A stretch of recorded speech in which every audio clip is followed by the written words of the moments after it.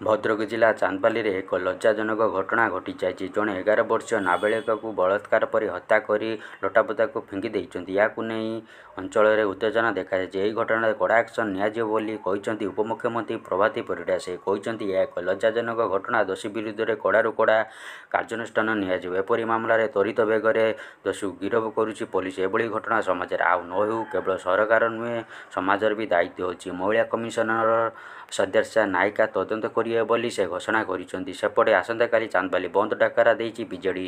ସକାଳ 6ଟାରୁ 12ଟା ଯାଏଁ ଚାନ୍ଦବାଲି ବ୍ଲକ ବନ୍ଦ ଡାକରା ଦେଇଛି। ସ୍ଥାନୀୟ ବିଜେଡି ବିଧାୟକ ବୈମଗଶ ରାୟ ସୂଚନା ଦେଇଛନ୍ତି।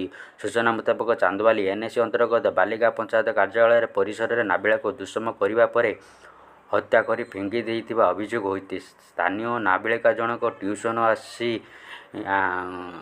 ଘରକୁ ଫେରି ନଥିଲେ। ପରିବାର ଲୋକେ ବହୁତ ଖୋଜାଖୋଜି ପରେ ଝିଅକୁ ପାଇନଥିଲେ। ନାବାଳିକାର ମୃତଦେହକୁ ସେଠାରେ ପଡ଼ିଥିବା ପ୍ରଚାର ହେବା ପରେ ଘଟଣାସ୍ଥଳରେ ହଜାର ହଜାର ଲୋକ ଭିଡ଼ ଜମା ହୋଇଥିବା ବେଳେ ଚାନ୍ଦବାଲି ପୋଲିସ ପହଞ୍ଚି ମୃତଦେହକୁ ଜବତ କରି ଚାନ୍ଦବାଲି ମେଡିକାଲକୁ ବ୍ୟବଚ୍ଛେଦ ପାଇଁ ପଠାଇଥିଲା। ଘଟଣାସ୍ଥଳରେ ଉତ୍ତେଜନା ଲାଗି ରହିଥିବା ବେଳେ ପୋଲିସ ମୁତୟନ କରାଯାଇଛି।